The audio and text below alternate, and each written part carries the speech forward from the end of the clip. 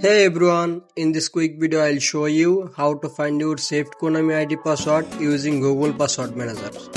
First open Google on your phone. Make sure you are logging into your Google account.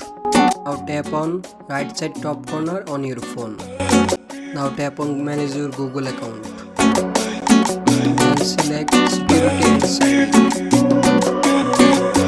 Now go to settings. This open Google Password Manager. You can also search Password Manager directly on Chrome.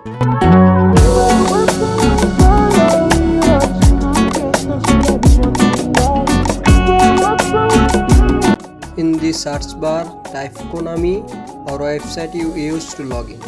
Tap on the saved account, then press the eye icon to view the password.